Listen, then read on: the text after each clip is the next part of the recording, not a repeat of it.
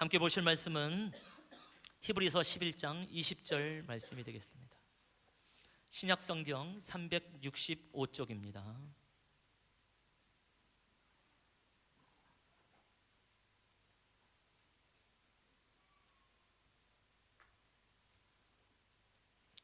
짧은 한 구절입니다. 히브리서 11장 20절 말씀, 신약성경 365쪽입니다. 우리 같이 한 목소리로 읽겠습니다. 시작. 믿음으로 이삭은 장차 있을 일에 대하여 야곱과 에서에게 축복하였으며, 한 번 더 읽지요. 믿음으로 이삭은 장차 있을 일에 대하여 야곱께 에서에게 축복하였으며. 아멘. 늘 궁금하고요. 또 전차 앞에서 좀 나눌 수 있는 기회가 있으면 좋겠다는 생각을 늘 하지만, 오늘도 한번 나누시면 어떨까요? 라고 말을 하면 또 아무도 안 나눌 것 같아서 그래서 오늘 아침에 좀 들은 이야기를 하면요, 어차피 주보에 써 있고 또 광고에 나가겠지만 우리 이은미 집사님이 개업을 하셨습니다. 박성택 집사님이 개업을 한 것이 아니라 이은미 집사님이 개업을 했다는 게 중요한 거죠. 그래서 명품 구제라고 하는 동인천역 근처에 이제 오픈을 하셨는데요. 어제 저도 이제 다녀오고 이 사람 저 사람 열심히 물건을 이렇게 고르고 있고 뭐 그런 상황을 봤습니다. 근데 오늘 아침에 얼굴 보니까 굉장히 쌩쌩하더라고요. 의외였습니다. 그래서 금요일서부터 토요일 이틀을 안 하던 일을 이제 하신 건데, 그래서 의외로 쌩쌩하시다고 했더니 그래도 참 감사의 고백을 하시네요. 정말 손님은 하나님이 보내주셔야 된다라는 거를 그냥 알겠다고. 그게 무슨 말인지 알겠어요. 저도 어제 가보니까 내가 뭐 원해서 오는 것도 아니고 호객행위 할 수 있는 것도 아닌 거고, 그야말로 사람이 하나님이 보내주실 때만이 만날 수 있는 손님이구나 라는 것을 알게 되면서 교회 목회하고도 너무 비슷하다라는 생각도 하게 되는 거죠. 하나님이 보내주셔야 또 성도 있게 되는 것을 이제 보게 되는 것 아니겠습니까? 그래서 하나 앞에 신실한 이제 고백을 하는 거 보면서 너무 감사하고요. 그러면서 어저께 나름 뭐 결산을 하셨나 봐요. 또 예측도 하고, 왜 사람들이 주일날 그 장사를 하고 문을 연지 이해가 되더라고. 4일 동안 주일만 이제 4일을 더 열게 되면 생각보다 매출이 좀 크다며 그냥 내가 나가서 일을 하면 벌어들일 수 있는 재정인데 이것을 멈추고 주의를 지키며 나간다는 것이 이게 얼마나 소중한 것인가에 대해서 다시 한번 고백하는 이야기를 들으면서, 제가 이 얘기를 옮기는 이유는 절대로 주일날 오픈하지 마세요라는 그런 의미는 아니고요. 그 마음이 너무 귀해서 함께 나누게 되어집니다. 이런 이야기를 함께 우리가 공유하게 되어지면 또 하나님께서 행하신 일들을 우리가 바라보게 되어지니까 얼마나 귀한가라는 생각을 하게 되어집니다. 그래서 우리 성도님들도 아주 간단한 이야기일지도 모르겠습니다만 하나님께서 우리 안에 베푸신 일, 간섭하신 일들에 대해서 늘 나누는 삶이 되시면 좋겠습니다. 아멘. 오늘 이제 본문 말씀이 굉장히 짧은 한 구절입니다. 이것은 창세기 25장 지난주에 봤었던, 그리고 이제 27장, 28장 초반부까지의 이제 배경을 갖고 있는 말씀입니다. 그래서 사실은 창세기 27장 전체를 읽어야만이 좀 이해가 되는 상황인데요, 그게 한 40몇 구절 되거든요.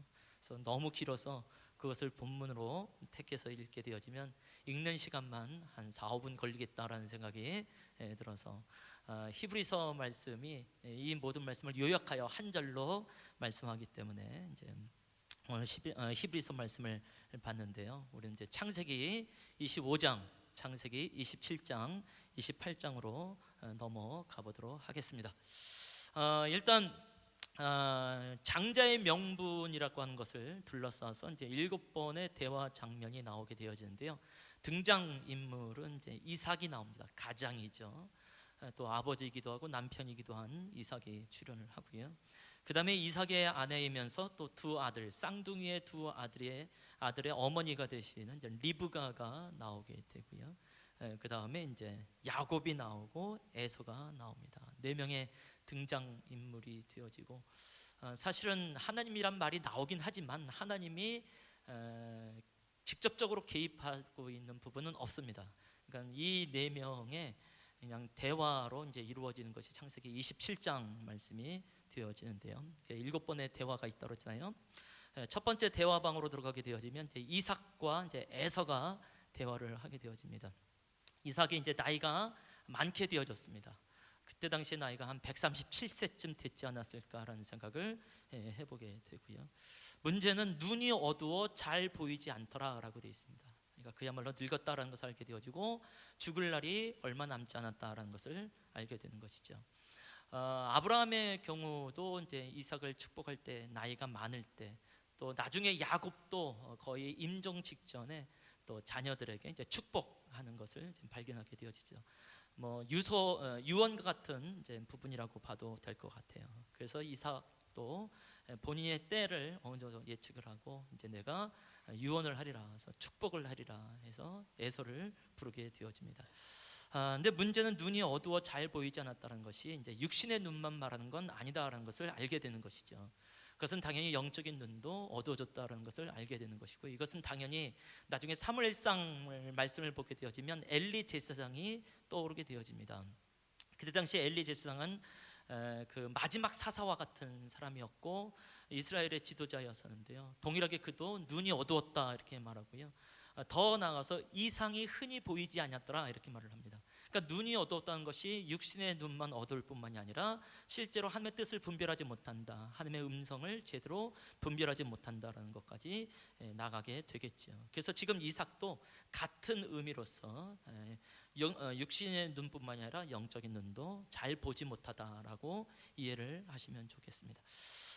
그래서 하나님께서 분명히 이제 리브가의 태 속에 두 쌍둥이가 있을 때에 큰 자가 어린 자를 섬기게 될 것이다, 두 민족이 있고 서로 다툰다라는 말씀을 하면서 분명히 야곱이 이제 에서를 다스릴 것에 대해서, 에서가 야곱을 이제 섬길 것에 대해서 말씀을 했음에도 불구하고 그것을 이제 잃어버리고 살아가고 있는 그 이삭을 보게 되어지죠. 그래서 에서를 불러서 말을 하는 거죠. 내가 좋아하는 고기를 이제 만들어라. 네가 사냥을 잘하지 않냐. 그래서 나한테 잘 먹을 수 있는 별미를 줘라. 그럼 내가 그것을 먹고 너에게 마음껏 축복하리라 이렇게 말을 합니다. 그래서 이삭이 굉장히 기쁨과 즐거운 마음으로, 흡족한 마음으로 이런 이야기를 하게 되어졌습니다. 이게 첫 번째 대화방이고요. 두 번째 대화방은 이제 리브가와 야곱이 나오게 되어집니다. 리브가가 이것을 들었어요. 큰일 났습니다. 분명히 큰 자가 어린 자를 섬기겠다고 뱃속에서도 말을 했는데 그 세월이 훌쩍 지나서 지금 이삭이 딴소리를 하게 되어지니까 리브가가 굉장히 좀 어려움을, 당황하는 모습을 발견하게 되어지죠. 사실은 이제 나이로 따지게 되어지면요, 이때가 아마 에서도 그렇고 야곱도 그렇고 나이가 한 75세쯤 됐지 않았을까 싶습니다. 그러니까 굉장히 오랜 시간이죠. 그러니까는 75세 정도, 75년 정도가 지나니까 확실히 이삭이 하나님께서 말씀하신 걸 잊어버릴 수밖에 없다는 생각이 들기도 하고요. 리브가의 입장에서는 75년 동안 계속해서 그 어린 자가 오히려 장자의 명분을 가질 것에 대해서 이제 품고 있었다는 이 인내의 시간을 생각하면 지금 에서를 축복하려고 하는 이삭을 정말 이해할 수 없는 리브가를 발견하게 되어지는 것이죠. 그래서 이제 야곱을 부르는 거예요. 지금 네 형 에서가 장자의 명분을 얻을 만한 상황이 됐다. 이건 아니지 않냐. 그래서 이제 작전을 짜는 겁니다. 네가 에서가 되어라. 이건 너무 황당한 거죠. 이게 참 뭐 4,000년 전 얘기니까 옛날 이야기라서 그럴 수 있나 보다, 전설 따라 삼천리니까 뭐 그럴 수 있겠다고 생각하지만 막상 우리가 그 사건 안에 주인공이라고 생각한다고 한다면 이거 참 너무 좀 찜찜합니다. 한마디로 좀 이상합니다. 그래서 어떻게 하면 좋겠습니까? 그랬더니 염소 2마리를 데리고 와라. 그럼 내가 아버지가 좋아하는 별미를 만들게 될 거다. 그것을 가지고 아버지한테 가라. 이때 야곱이 너무 당황스러운 거죠. 뭔 소리입니까? 아버지한테 들킵니다. 그러면 축복은 고사하고 난 저주를 받을 가능성이 매우 큽니다.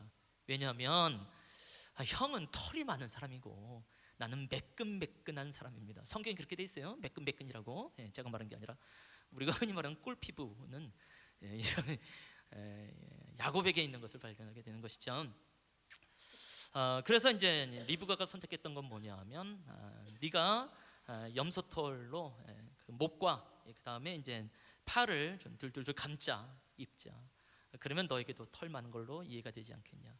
그리고는 이제 에서가 이제 입고 있는 아주 좋은 옷을 하나, 다른 말로 하면 에서의 향취가 물씬 나는 그 옷을 입고 들어갑니다.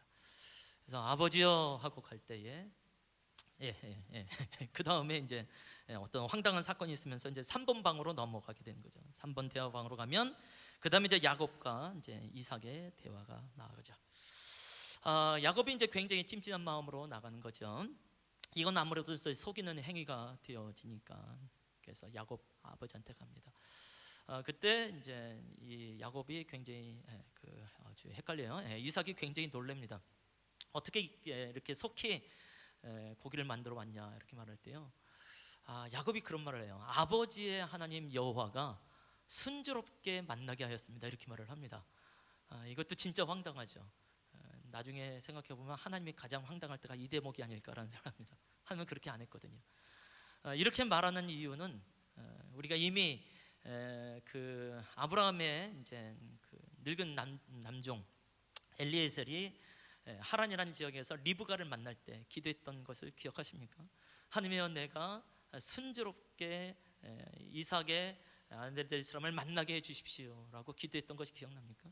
그래서 진짜 우물가에서 열심히 일하고 있는 리브가를 만났을 때를 기억을 하죠.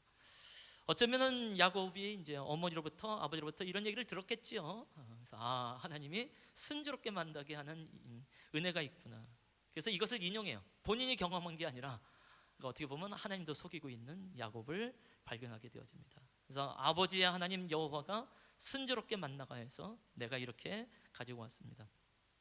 근데 야곱의 입장에서는 영 이상한 거예요. 야, 네 목소리는 분명히 야곱인데 어떻게 에서라고 말을 하냐. 그래서 가까이 와라. 그래서 이제 만져보는 거죠. 그랬더니 이게 털이 있는 거죠. 그리고 이제 에서의 옷을 입었기 때문에 에서의 향취가 물씬 나는 걸 보면서 어차피 눈으로는 보이는 것이 없다 보니까 목소리는 좀 헷갈리긴 하지만 그래도 충분히 에서로 인정을 하고 이제 축복을 하기로 결정을 합니다. 그러면서 좀 더 가까이 오라고 말하고 입 맞추라고 말을 합니다. 와, 이때 야곱이 얼마나 떨렸을까요? 그래서 나를 분명히 알아볼 텐데 눈이 얼만큼 어두워졌는지 모르겠지만 그래도 어느 정도 보일 것 같기도 하고 뭐 이런 생각을 할 것 아니겠습니까? 근데 에서는 정말 못 알아봤어요. 그래서 성경에 뭐라고 되어 있냐면 분별하지 못하더라라는 말씀이 있습니다. 그러니까 눈이 어두웠던 이삭은 실제로 분별하지 못하는 상황까지 있게 되어지고 사례 판단을 못하는 상황이 있게 되어지고 모든 감각기관 중에서 오로지 청각 하나만 의심스럽고 나머지 모든 건 그냥 확 인정해버리고 있는 이 이삭을 발견하게 되어집니다. 그래서 이삭이 드디어 이제 축복을 하는데요. 이 축복의 메시지가 어마어마합니다. 또 상당히 시적이기도 하죠. 창세기 27장 27절에서 29절 말씀은 우리가 같이 한번 읽어봤으면 좋겠습니다. 다 함께 읽겠습니다. 시작.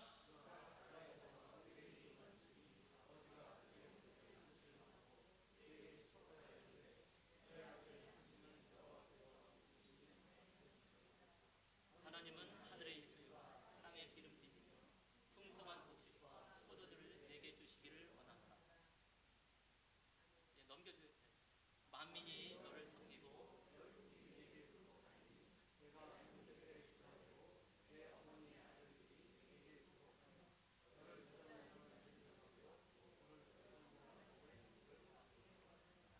(28절) 말씀 보니까 하나님은 하늘의 이슬과 땅의 기름짐이며 라고 되어 있습니다. 참 시적이죠. 하늘의 이슬과 땅의 기름짐이 만나게 되면 당연히 풍성한 곡식과 또 포도가 자라날 수밖에 없게 되어지죠. 어떻게 보면 최고의 부유함을 누릴 수 있는 복을 지금 허락하고 있다는 것을 발견하게 되어지는 것 아니겠습니까? 특히 29절 말씀하니까 마음이 너를 섬기게 될 것이고 열국이 내게 굴복하는데 내가 형제들의 주가 될 것이다 라고 말을 합니다.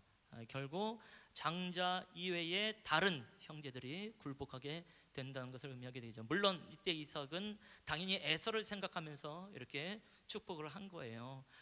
그러니까 조금도 하나님께서 말씀하셨던 것에 대해서 완전히 잊어버리고 있는 이삭을 발견하게 되어지고 야곱이 에서에게 굴복하게 되고 나갈 것에 대해서 이제 말씀하고 있는 것이죠. 그래서 너를 저주한 자에게 저주를 받을 것이고 너를 축복하는 자는 복을 받기를 원하노라. 굉장히 흡족한 마음으로 축복하고 있는 이삭을 발견하게 되어집니다. 그리고 나서 이제 네 번째 대화왕으로 가게 되어지는데 에서와 이삭의 대화가 나오게 되어지죠. 그렇게 축복을 받은 야곱은 나가고 시간적으로 보면 말씀을 보게 되면 곧바로 에서가 고기를 만들어서 별미를 만들어서 가지고 오는 것을 발견하게 되어집니다. 그때 이삭이 굉장히 당황합니다. 도대체 너는 누구냐라고 말하게 되어지는데요. 이때 이삭이 얼마나 당황했는지 창세기 27장 33절 말씀이 우리에게 주는 메시지가 있죠. 또 함께 읽어보겠습니다. 시작.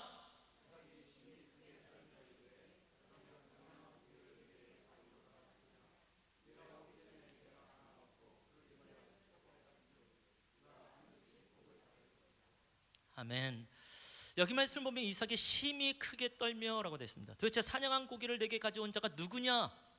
내가 오기 전에 내가 이미 다 먹고 그를 위해서 축복하였다, 이렇게 되어 있는데요.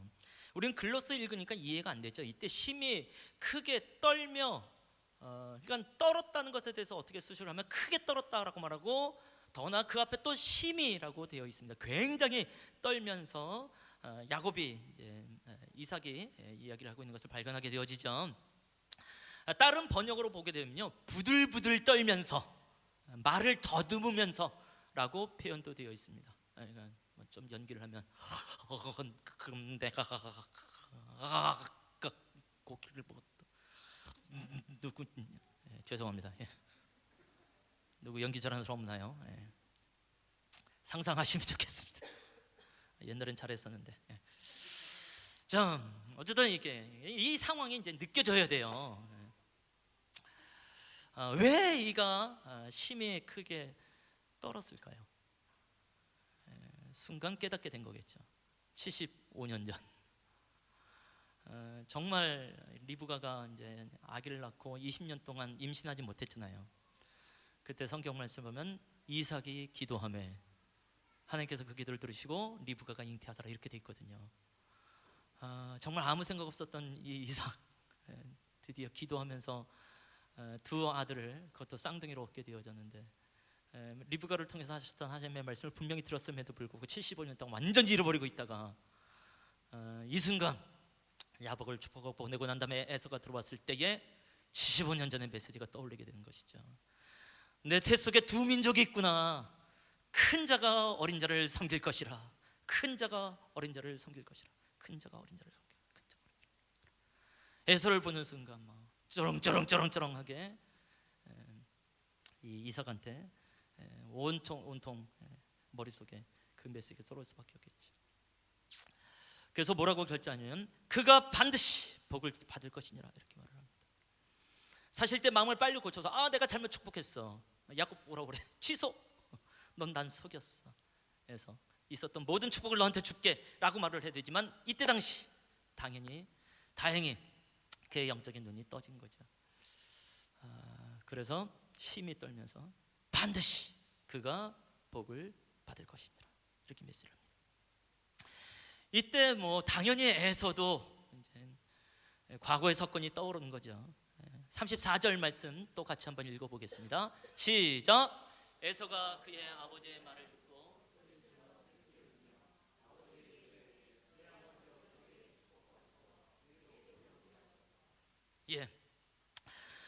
여기 말씀을 보니까 소리 질러 슬피 울며라고 되어 있습니다.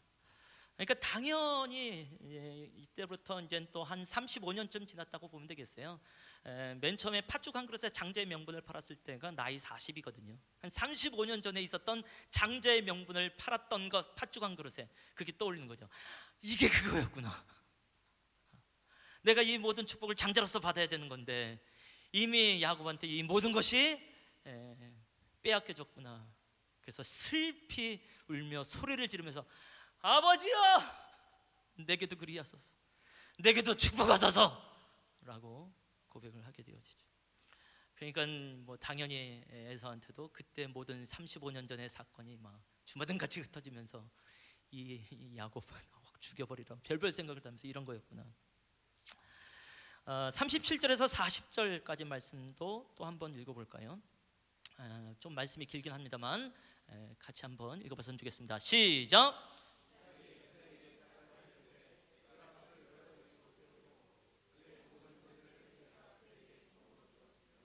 곡식과 포도주를 그에게 주었으니 내 아들아 내가 내게 무엇을 할 수 있으리까.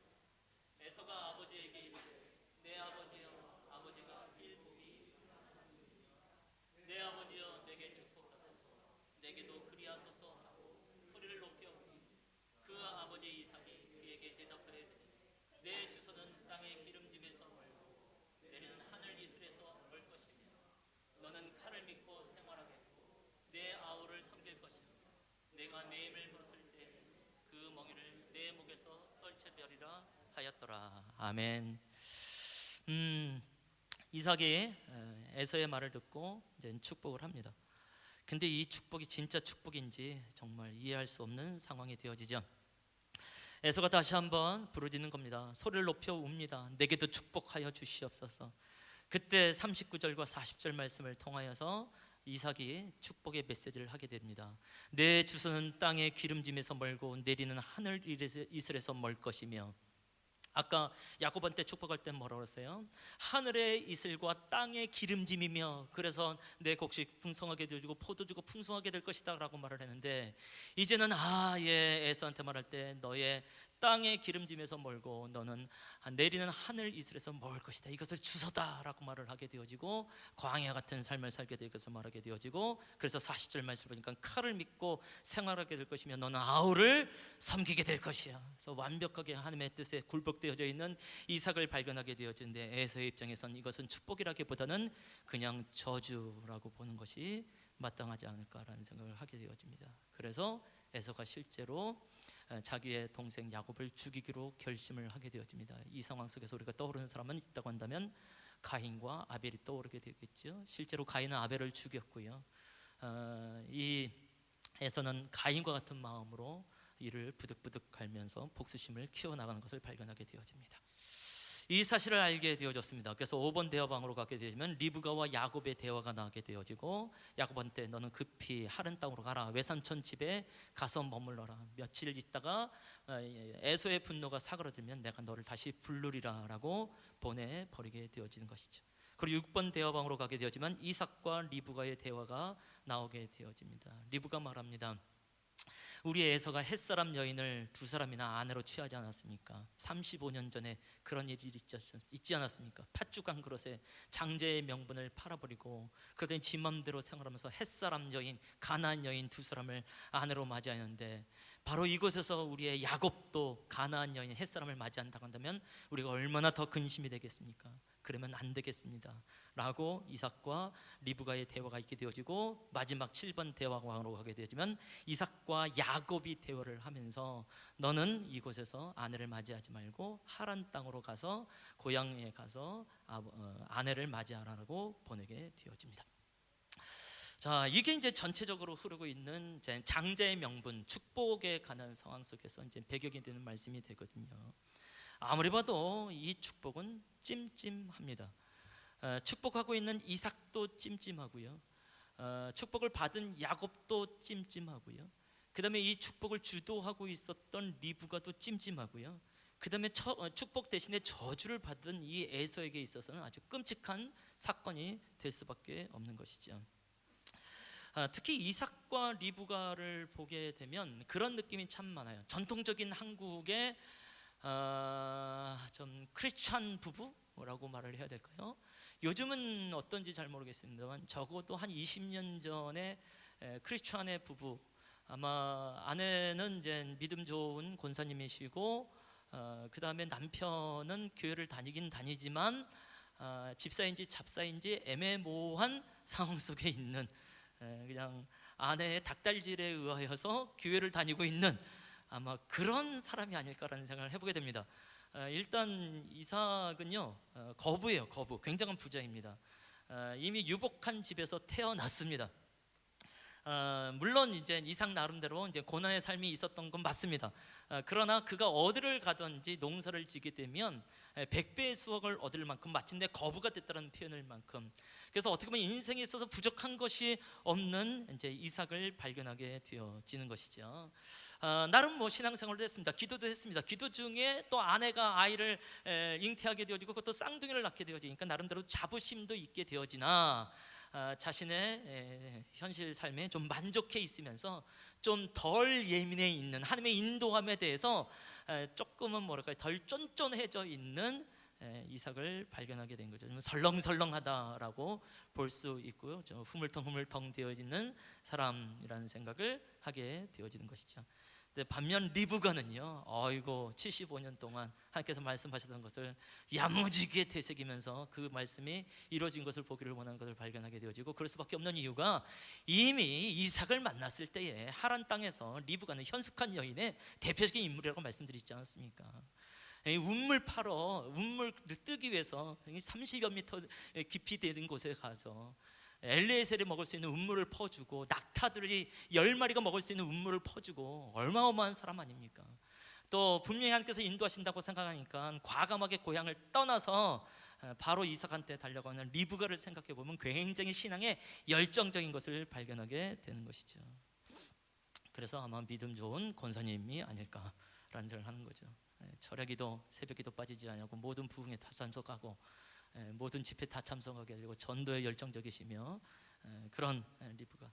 근데 문제는 리브가의 이 신앙이 너무 인간적으로 흘러갔던 게 문제가 되는 거예요. 이렇게도 저렇게도 안 되니까 온갖 방법을 다 쓰고 있는 리브가. 때때로 우리의 신앙 속에서도요, 내 남편 이렇게도 안 되고 저렇게도 안 되고 그러다 보니까 정죄도 하고 제가 가끔씩 얘기하잖아요. 저희 어머니가 대표 기도할 때 우리 아버지를 얼마나 정죄하는가. 평소에 하고 싶었던 얘기 기도로 다 하신다고 이렇게 말씀을 드렸는데, 그런 상황들이 아마 리브가에도 함께 있었지 않았을까라는 생각을 해보게 되는 거죠. 뭐 야곱도 말할 것도 없죠. 야곱도 리브가하고 너무 비슷한 기질의 사람인 것 같아요.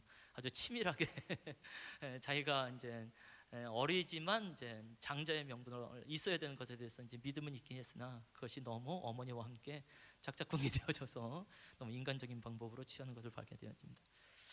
에서 나름대로 할 말은 좀 있을 수 있다고 생각해요. 그러나 에서는 솔직히 아무 말도 하면 안 됩니다. 핑계를 대면 안 됩니다.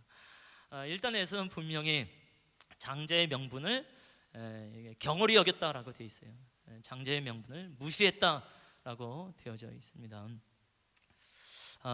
그래서 에서는 할 말이 정말 없다고 생각을 하고요. 그리고 이쯤 되면 자기도 이제 깨닫게 되는 거잖아요. 그때 내가 장자의 명분을 팔았던 게 이런 거였구나. 그럼 정신 차리고 소위 우리가 말하고 있는 회개라는 것을 해야 됐지만 그것을 하지 아니하고 오히려 자기의 동생 야곱을 죽이고자 결심하는 모습을 발견하게 되어지니까 이것은 아무리 봐도 에서가 할 일은 아니다라는 것을 알게 되어집니다. 굉장히 찜찜한데요, 이 축복의 사건은 그 다음에 이스라엘 백성들에게 굉장히 유명한 사건이 되어졌습니다. 그야말로 역사적인 이야기가 되어졌죠. 그래서 그 다음서부터 이제 야곱과 에서에 관한 얘기가 나오게 되어지면 성경은 에서와 야곱이라고 말하지 않습니다. 분명히 육신적으로는 에서가 형이고 야곱이 동생임에도 불구하고 계속해서 야곱과 에서라고 말을 하죠. 그러니까 이 모든 하나님의 섭리 가운데 있는 것을 후대 사람들이 인정을 하고 그렇게 말씀하고 있는 것을 발견한다는 거예요. 나중에 이제 그 28장 5절에서 이삭이 이제 야곱을 보낼 때에 야곱과 에서의 어머니 리브가의 오라비더라 이렇게 말을 합니다. 그래서 이제 부두의 아들 라반이라는 사람한테 보내는데 뭐라고 말할 때 야곱과 에서의 어머니, 에서와 야곱의 어머니라고 말하지 않고, 또 나중에 여호수아 말씀을 보게 되면요, 여호수아가 이스라엘 백성들의 모든 역사를 쭉 나열을 하면서 뭐라고 말하냐면 이삭에게는 야곱과 에서를 주었고 이렇게 말을 합니다. 이삭에게는 에서와 야곱을 주었고 이렇게 말을 해야 되잖아요. 그런데 야곱과 에서를 주었고 이렇게 말을 하고요. 지난주도 봤지만 말라기서 1장 2절 3절 말씀을 보게 되면 또 성경에 내가 야곱을 사랑하였고 에서는 미워하였으며, 그래서 야곱이 먼저 나오고 에서가 뒤에 나오게 되어지고, 오늘 본문 말씀 히브리서 11장 20절 말씀을 보더라도 믿음으로 이삭은 장차 있을 일에 대하여 야곱과 에서에게 축복하였으며 이렇게 말을 합니다. 그래서 그 다음서부터 성경이 야곱에게 장자권이 있는 것에 대해서, 장자의 명분이 있는 것에 대해서 인정하며 나가게 되는 것이죠. 자, 지난주도 함께 봤었던 말씀이죠. 히브리서 12장 16절에서 17절 말씀을 보게 되면, 그래서 이 에서가 선택했던 이 사건이 얼마나 잘못된 사건이었는 것을 알게 되어지는데요. 이것도 말씀을 같이 한번 읽어보겠습니다. 16절 17절 시작.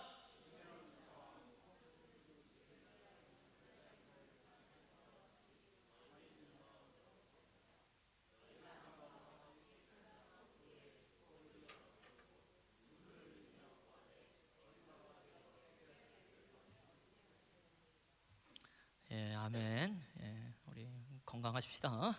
예. 여기 보면 이제 망령된 자, 그 장자의 명분 하나 한 거 가지고 뭐 이렇게 망령된 자라고 말을 하냐라고 말할 수 있지만요. 17절 말씀에 눈물을 흘리며 구하되, 우리가 이제 창세기 말씀을 통해서 봤던 거예요. 버림받으여 회개할 기회를 얻지 못하였느니라, 이렇게 말씀을 하고 있습니다. 그러니까 이거 굉장히 심각하게 좀 다루고 있는 상황이 되어지죠. 그러니까 회개할 만한 상황이지만 회개하지 않았던, 의도적으로 회개하지 않았던 에서의 모습을 말하게 되어지는 것이고, 아까 표현한 대로 동생 야곱을 죽여버리라 라고 하는 결심을 하게 되어졌으니까 그렇습니다. 히브리서 기자가 이제 에서에 대해서 이렇게 표현하는 이유가 있는데요. 그것은 히브리서에 기록되어진 배경 때문에 그렇습니다. 히브리서라고 하는 것은 히브리 사람들, 히브리인을 대상으로 썼던 편지글이 되어집니다. 유대인을 말하게 되어지죠. 유대인들, 이스라엘 사람들이 되어질 텐데, 이들이 아브라함 때서부터 히브리 말을 쓰게 되어졌죠. 그래서 구약 성경은 히브리어로 되었습니다라고 말을 하게 되어집니다. 그래서 히브리 사람들인데요, 유대인이 되어지는데, 이 유대인 중에서 기독교로 개신교, 어쨌든 기독교, 예수를 믿는 신앙으로 개종된 사람들에서 말하게 되어집니다. 근데 개종은 하긴 했지만 시간이 오랫동안 지나다 보니까, 한 20년, 30년 지나다 보니까, 어찌 보면 이때쯤 되면 아주 이방인의 선교에 중요한 역할을 하고 있었던 당대의 중요한 대들보아 갔었던 아마 사도 바울도 이미 순교한 다음이 아닐까라는 생각을 해보게 되어지는데요. 신앙이 좀 위태위태하게 되어진 거예요. 여전히 유대인들의 핍박이 있게 되어지고, 본인들이 기독교로 개종을 했지만 이렇게 살아가는 것이 마땅한가라는 생각을 하게 되어집니다. 결정적으로 안식일을 지키지 않게 되어지고, 여러 가지 제사를 하게 되어지지 않냐고 절기를 지키지 않는 자신들을 보면서, 혹시 내가 잘못된 신앙생활을 하고 있는 거 아니야? 그래서 다시 유대교로 되돌아가는 사람들이 상당히 많이 있었을 때에, 이때 그들을 대상으로 히브리서 기자가 성경을 기록하고 있는 것이죠. 한마디로 말해서 신앙에 대한 배반이 일어나고 있는 상황 속에서 이 말씀을 기록하고 있는 거예요. 근데 그때 예를 들을 때 누구를 예를 들면 바로 에서를 예를 들은 것이고, 에서에 대해서 말할 때 망령된 자라고 말을 하면서 회개할 기회를 얻지 못하였다라고 강조하고 있는 것을 발견하게 되는 것이죠. 생각보다 성경은 신앙의 배신에 대해서 심각하게 다루고 있는 것을 발견하게 되어지고요. 그래서 우리의 이제 믿음의 이제 조상들, 우리의 일제시대 때든지 6.25 때든지 신사참배를 안 하며 예수 그리스도를 부인하지 아니하며 나아갔었던 그들의 신앙은 바로 이러한 메시지 앞에서의 반응이 아닐까라는 생각을 해보게 되는 것이죠. 오늘날 우리한테 어떻게 적용을 될 수 있을까라는 생각을 해보게 되는데요. 지난주 말씀드린 대로 장자의 명분이라는 것은 단순한 명분이 아니라 메시아 대망 사상이 그 안에 있게 되어집니다. 왜냐하면 장자를 통해서 예수 그리스도가 나기 때문에 그렇습니다. 그래서 아브라함과 다윗의 자손 예수 그리스도의 세계라, 아브라함이 이삭을 낳고 이삭이 에서를 낳고가 아니라 이삭이 야곱을 낳고, 그 다음에 쭉쭉 내려서 요셉으로 말미암아 예수 그리스도가 낳으시니라라고 말씀으로 함께 이어진다고 말씀을 드렸지요. 그래서 여기서 이 신앙을 버린다고 하는 것, 회개할 기회를 얻지 못한다는 것은 바로 예수를 버리는 것과 마찬가지가 되어지고, 단순한 배신처럼 여겨지는 것이 아니라 이것은 예수를 버리게 되어지는 것이니까, 오늘날 이 메시지 앞에서 우리가 좀 경외함으로 있어야 되지 않겠나라는 생각을 해보게 됩니다. 여러 가지 생각이 좀 들긴 합니다만, 어떻게든지 우리가 에서처럼 살지 않을까. 최소한 이제 주일 성수라고 하는 것이 참 중요하구나라는 생각을 하게 되더라고요.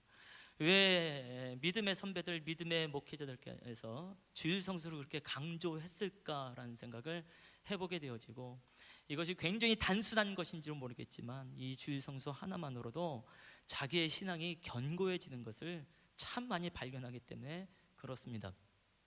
그렇다고 주일 성수 안 한다고 해서 그것은 배신 때린 겁니다. 이것들을 부인하는 행위와 같습니다. 당신은 회개하지 못할 거의 저주와 같은 것입니다. 말할 수는 없겠지요. 그렇지만 이 주일 성수 하나가 우리에게 주는 이 기준이 되는 것만은 틀림이 없지 않나라는 생각을 하게 되면서, 혹시 오랫동안 주일 성수를 하지 못하며 나갔던 자들이 혹시 계시다고 한다면 주님 앞에 다시 한번 마음을 새롭게 하면서 나가시면 좋겠습니다. 물론 여기 계신 분들한테 하는 이야기는 아니게 되겠죠. 혹시나 또 영상을 통하여서 이 메시지를 들을 사람이 있을까 하여 말씀을 드리니 주일 성수하십시다.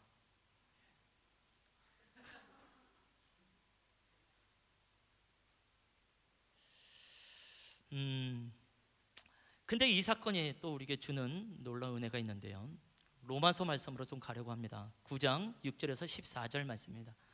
좀 말씀이 좀 길어요. 그리고 조금 이해하기 힘들 수도 있습니다. 그러나 한번 우리가 정신을 차리고 믿음으로 같이 한번 읽어봤으면 좋겠습니다. 다 함께 읽겠습니다. 시작!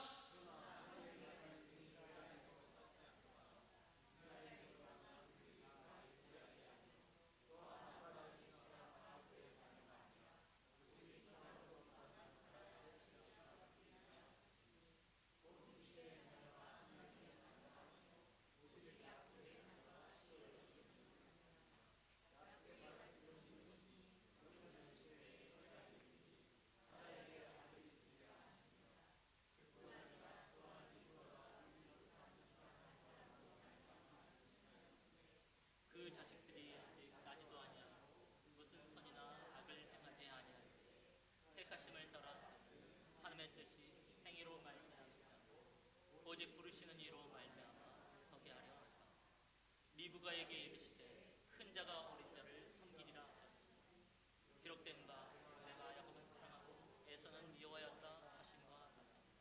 그런즉 우리가 무슨 말을 하리요 하나님께 불의가 있느냐 그럴 수 없느니라. 아멘.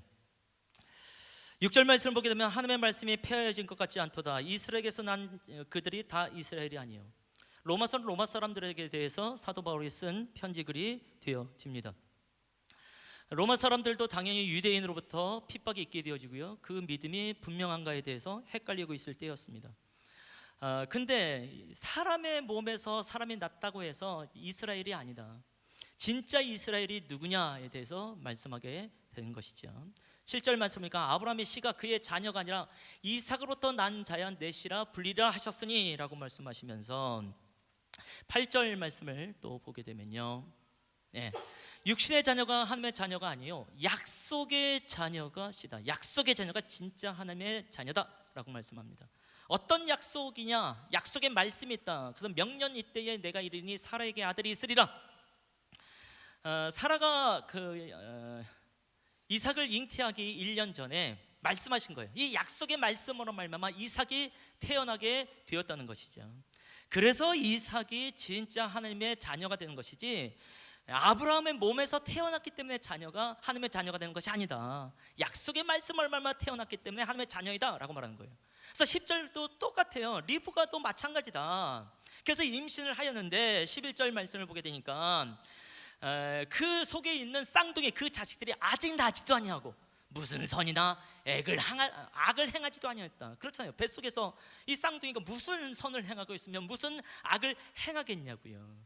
근데 그 몸에서 난 것이 아니라 오직 부르심으로 말미암아 서게 된다. 그래서 12절 말씀에 뭐라고 말씀하냐면 리브가 이르시되 큰 자가 어린 자를 섬기리라. 이 말씀 때문에 야곱이 장자가 된 것이지, 그가 이러이러한 사건을 가지고 이러이러한 꾀를 냈기 때문에 장자가 된 것이 아니다 라고 말씀을 하신 거죠. 그러면서 약속의 말씀이 얼마나 중요한 것인가, 약속의 말씀이 결국은 장자를 장자 되게 하신다 라고 말씀하신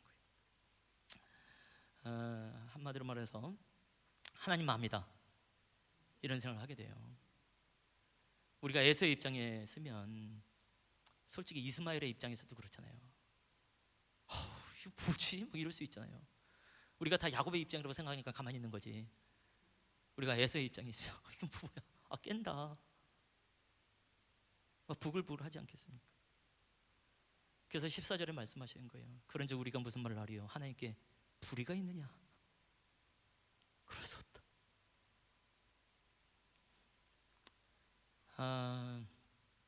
소위 난 크리스찬들이 믿지 않는 사람들이 이런 메시지를 들으면 열받겠죠. 그래서 너희들은 다 천국 가냐? 그럼 우린 뭐냐? 하나님은 뭐냐? 그래서 하나님이 불의하냐? 그럴 수 없느니라 라고 말씀한 거죠. 그래서 육신의 이스라엘을 더 이상 이스라엘이라고 말하지 아니하며 너희가 이방인이지만 로마 사람들아 너희가 바로 이스라엘이다.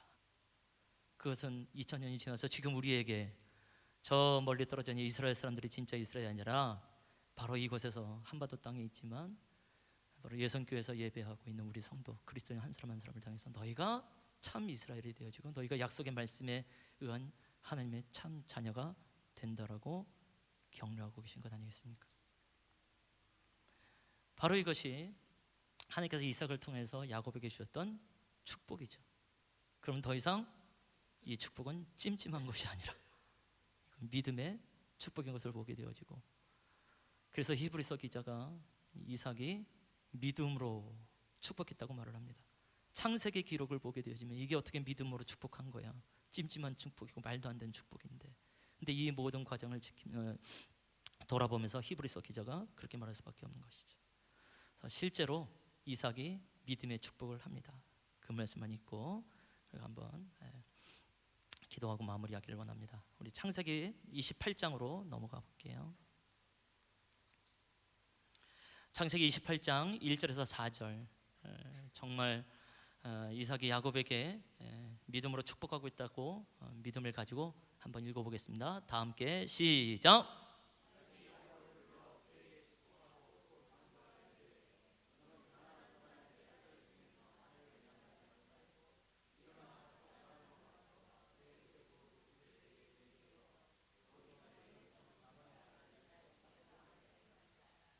전능하신 하나님이 내게 복을 주시고 내가 성립하고 번성하여 내가 여러 족속을 이루게 하시고 아브라함에게 허락하신 복을 내게 주시고 너와 함께 내 자손에게 주시고 하나님이 아브라함에게 주신 땅 곧 내가 거류하는 땅을 내가 차지하게 하시기를 원하노라.